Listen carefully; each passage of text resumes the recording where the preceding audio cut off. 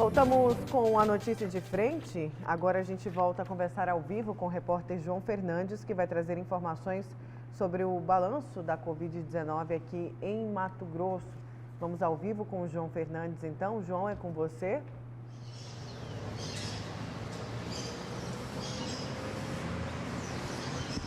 Nayara, dados das últimas 24 horas que apontam, que mostram que infelizmente mais pessoas morreram aqui no nosso estado. Entre essas pessoas, um rapaz de apenas 29 anos que morava em Sapezal, a quase 500 quilômetros aqui da capital. Um jovem de 29 anos, portanto, está entre essas 42 pessoas que morreram nas últimas 24 horas, vítimas do coronavírus. Além disso, além dessas mortes registradas, outras 1.725 pessoas contraíram o vírus da Covid-19.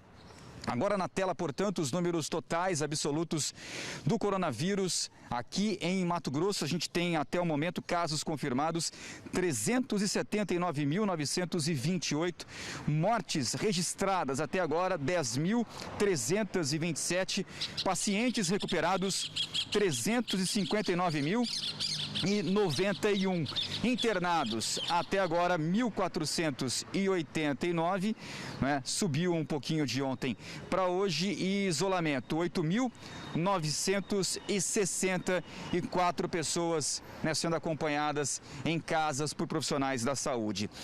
Ocupação de leitos de UTI subiu um pouquinho também de ontem para hoje, 74,91% de leitos ocupados da rede pública. Enfermaria caiu um pouco de ontem para hoje, 38%. Esses os números da Covid-19 aqui em Mato Grosso. Mato Grosso que recebeu nessa madrugada mais doses de vacinas, não é? 60.800 doses chegaram pouco antes das 2 horas da manhã aqui em Várzea Grande, onde fica o aeroporto internacional. Nessas doses tem Coronavac e também AstraZeneca, e elas serão usadas principalmente para serem aplicadas em idosos e agora pessoas também com comorbidades, grávidas e mulheres que tiveram filho também recentemente. Só para finalizar, Nayara, estava lendo agora há pouquinho e vendo agora há pouco algumas informações, né, de pessoas, até um apelo, não é? E um alerta, pessoas que estão, infelizmente, falsificando laudos, né? Dizendo que tem algum tipo de comorbidade para poder furar a fila. E entre, não é, esses flagrantes feitos pela Secretaria Estadual de Saúde e também pela Secretaria Municipal, veja só, tem homem colocando ali que está grávido. É um absurdo, que está grávido só para poder receber a vacina. Inacreditável, mas infelizmente é verdade. Viu, Nayara? Volto com você. Tá certo. Obrigada, viu, João, pelas suas informações. E vamos aqui ao GD rapidinho, ao portal Gazeta Digital, falar de uma colega de profissão, trabalhou aqui no Grupo Gazeta, a Márcia Caetano, que foi mais uma vítima da Covid-19. 2 semanas após a filha, a jornalista cuiabana morre de Covid em Mato Grosso do Sul. 2 semanas após perder a filha, a jornalista cuiabana Márcia Caetano, de 60 anos, faleceu na noite desta quinta-feira, vítima do novo coronavírus em Campo Grande. A primeira a ser contaminada foi Isabel. Na época, Caetano saiu de Cuiabá para ajudar a filha, que tinha mais 2 filhos. A jovem estava grávida de 33 semanas e acabou morrendo no dia 29 de abril. A bebê, Catarina, sobreviveu após um procedimento cirúrgico de emergência. Nesse meio tempo, Márcia também acabou se contaminando com a Covid-19. Na ocasião, ela precisou ser entubada na unidade de terapia intensiva e não chegou a tomar conhecimento sobre o nascimento da neta e a morte da filha. O quadro de saúde da profissional foi considerado grave. Infelizmente, aí a gente, né, claro que nossos sentimentos à família da Márcia, toda essa família devastada, né, perdeu 2 pessoas, uma grávida, inclusive a filha da Márcia, Isabel. Nossos sentimentos, a Márcia que trabalhou aqui no Grupo Gazeta, foi repórter aqui. Lúcio, você conheceu ela, não foi? Conheci a Márcia Caetano, né?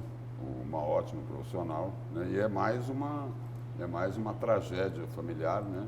Em função dessa pandemia, né? Isso mesmo, infelizmente, gente. Infelizmente. Vamos mudar de assunto agora, porque produtores rurais, apoiadores do governo Bolsonaro, estão se mobilizando para promover uma marcha em Brasília no próximo sábado. A manifestação visa reafirmar o apoio ao presidente Jair Bolsonaro. Em Cuiabá, uma caravana organizada pelos sindicatos rurais com apoio da ProSoja já saiu rumo à capital federal. Vamos conferir. O presidente Jair Bolsonaro fez um vídeo dizendo esperar os ruralistas de Mato Grosso em Brasília no próximo sábado, dia 15 de maio, durante a manifestação do movimento Brasil Verde e Amarelo. Pessoal de Mato Grosso, estou com o Medeiros aqui me filmando, nova atribuição dele. Um abraço a todo mundo e até sábado aí, aqui na Esplanada, com os ruralistas do Brasil todo. Valeu. Em Mato Grosso, 2 ônibus com cerca de 100 pessoas saíram daqui da rodoviária do Cochipó rumo a Brasília, nesta quinta-feira. O grupo vai enfrentar pelo menos 18 horas de viagem até chegar à capital do Brasil. Esse aqui é um momento histórico de muita importância, não só para a gente, para todo o Brasil, para todo o futuro da nossa geração, né? São pessoas que vêm lutando há muito tempo, lutando por um Brasil melhor, sempre defendendo a Deus, pátria e a nossa família. A gente está indo com algumas pautas já pautadas mesmo já assim. Uma é em apoio ao presidente Jair Bolsonaro, o direito nosso de ir e vir, a liberdade de expressão, liberdade de culto religioso, são essas nossas pautas. A CPI da Covid-19 foi criada para investigar supostas omissões e irregularidades nos gastos do governo federal durante a pandemia do novo coronavírus no Brasil e também o uso do dinheiro federal que foi enviado para cidades e estados. O gerente-geral da farmacêutica Pfizer na América Latina, Carlos Murilo, durante depoimento aos senadores, esclareceu sobre as circunstâncias da recusa do governo na compra das vacinas da empresa ainda em 2020. O grupo apoiador de Jair Bolsonaro defende a investigação. Eu acho importante, mas desde que ela fiscalize também o prefeito e o governador, não só o governo federal, para pegar todo mundo. Se tem algum rabo, que pegue todo mundo. O grupo ainda falou sobre a anulação das condenações do ex-presidente Luiz Inácio Lula da Silva pelo Supremo Tribunal Federal, que na época disse que as acusações não se enquadravam no contexto da Operação Lava Jato. O relator da Lava Jato no STF entendeu que a 13ª Vara Federal em Curitiba não tinha competência para julgar os 4 processos de Lula: o sítio em Atibaia, o triplex do Guarujá e os ligados ao Instituto Lula e um apartamento em São Bernardo do Campo. Com isso, determinou que as ações fossem remetidas para a Justiça Federal, em Brasília. Com a decisão, Lula recuperou o direito de se candidatar. Para a gente é uma vergonha isso aí. Só que isso daí acaba dando mais força para as pessoas que vêm trabalhando, lutando pelo nosso Brasil. Então a gente nem se preocupa, se ele for vir candidato mesmo em 2022, pode vir que a gente vai encarar ele nas urnas. Seu destaque, mas antes seu destaque, quer comentar um pouquinho? Eu quero falar o seguinte sobre esse movimento aí. Verde e amarelo. Lembrar uma declaração dessa semana, né, do ex-presidente da ProSoja aqui de Mato Grosso, Antônio Galvão, que é hoje presidente nacional da ProSoja, né? Ele falou, olha, ele lamentou a pouca adesão. Não sou eu que estou dizendo isso, tá? Antônio Galvão que disse isso esta semana, e ele citou até um exemplo, olha, as pessoas que estão apoiando esse movimento em Mato Grosso cabem dentro de um ônibus, é isso? Essa é a notícia? Não é isso? Não, eu não estou lendo. Achei que você estava checando a informação, não, né? Não. Mas a declaração dele foi exatamente essa. E teve algo ali, uma declaração ali desse líder do movimento aí, Rafael Ionocubo, que me chamou a atenção e eu quero dedicar aqui um tempinho para falar sobre isso. Ele falou, olha, isso daqui é liberdade de expressão, né? De opinião, né? E é importante o seguinte, né? A liberdade de expressão e de opinião é absolutamente legítima, né? Dentro de um regime democrático. Eu posso ter minha opinião, você pode ter a sua, o Haroldo Arruda pode ter a opinião dele, nós não precisamos concordar um com o outro, né? Sobre um determinado tema, nós podemos ter visões diferentes, só tem uma coisa, só uma coisa que todo mundo precisa observar, inclusive nós, dos meios de comunicação. Nós precisamos ficar atentos que, nessa questão aí, principalmente na liberdade de expressão e, mais importante ainda, de opinião, da gente não assumir a defesa de A, B ou C, né? Tendo como base notícias não verdadeiras, não confirmadas ou fatos que não são, que não reproduzem a verdade. É este cuidado que as pessoas precisam ter, principalmente nos meios de comunicação, né? Porque as pessoas que gostam, por exemplo, de mim, de você, do Haroldo, né? Quando ouvem a gente colocar alguma coisa aqui, isso tem um impacto muito grande para essas pessoas. Então, nós temos que ter muita responsabilidade com aquilo que nós colocamos, com as opiniões que nós emitimos, né? Não podemos nos basear em informações que não são confirmadas, em informações falsas, em fatos inverídicos. Então, é preciso ter esse cuidado aí, mas a liberdade de expressão e de opinião, como eu coloquei aqui, é extremamente legítima, porque nós vivemos num regime democrático, né? Todo mundo pode se manifestar, pode opinar, né? Só precisa tomar um certo cuidado, né? Quer dizer, opinião não pode ser confundido com ataque, né? Entendeu? Ataque é uma coisa, opinião e crítica é outra, totalmente diferente. Mas eu concordo ali com a opinião desse líder, desse movimento aí, que vai apoiar o presidente Bolsonaro, e que é preciso preservar essa questão aí da liberdade de expressão e de opinião, só tomando cuidado para não se basear em coisas que não são verdadeiras para emitir juízo de valor. É nisso que as pessoas precisam atentar. Toda opinião, ela só existe em dois caminhos. Ou você adota premissas verdadeiras ou premissas falsas, né? Quando você tem premissas falsas, você tem o que nós configuramos como paralogismo, raciocínio que induz ao erro. Raciocínio que induz ao erro. Então, sempre que você for buscar uma informação, é importante que você tenha a premissa verdadeira, né? E que realmente você entenda que a interpretação de um fato pode ser dúbia. Ou seja, você pode interpretar de uma forma, ou outra pode interpretar de uma outra forma, mas isso não quer dizer que não seja verdade o que ele está trazendo. É importante que você reflita sobre o contexto e sobre tudo você tenha a síntese do projeto, né? da análise. O Lúcio pode trazer uma tese, eu faço uma antítese, e a partir de uma tese e uma antítese eu tenho uma síntese. A síntese é a verdade. Nós só não podemos, o que eu coloquei aqui, o que eu queria deixar bem claro, que nós só não podemos utilizar uma informação falsa para emitir um juízo de valor, especialmente se esse juízo de valor for para sair em defesa de A, B ou C, em cima de algo sabidamente inverídico, né? Então, é esse o cuidado que as pessoas precisam ter, e nós aqui temos que redobrar esse cuidado. Nos meios de comunicação, isso é muito mais importante ainda, né? Então, Qual essa que é observação. seu destaque tem a ver com o meio ambiente, não é isso, Lúcio? Meu destaque tem a ver o seguinte, com arrebentar o cadeado da porteira para passar a boiada, né? Meu destaque, resumindo, é isso, essa nova legislação aí do licenciamento ambiental, né? Já foi aprovado lá, é o PL, né?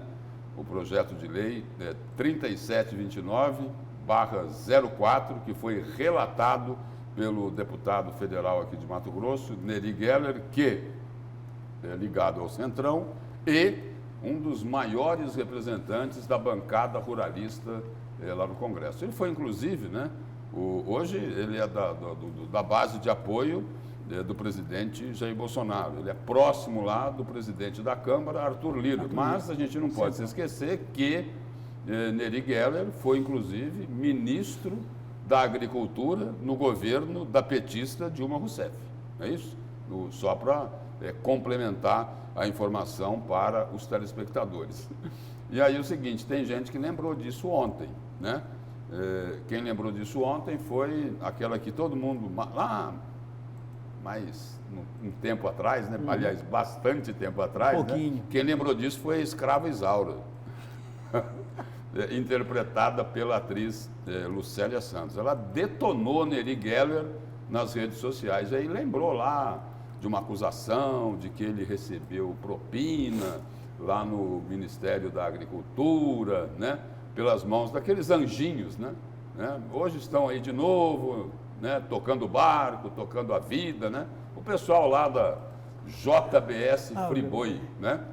Wesley, Joesley Batista, eu digo assim, anjinhos, porque só de multa aqui em Mato Grosso, eles chegaram a pagar quase 400 milhões de reais por causa daqueles arranjos, né? Aqueles acertos nos incentivos fiscais. Mas voltando aqui a esse projeto aí que foi aprovado lá, que muda tudo sobre o licenciamento ambiental, que abre a porteira para passar a boiada, o projeto foi criticado de forma dura pela ex-secretária do Meio Ambiente aqui de Mato Grosso, a promotora Ana Luísa Peterlini. E aí ela diz o seguinte aqui, esse projeto aí representa um sério retrocesso ambiental.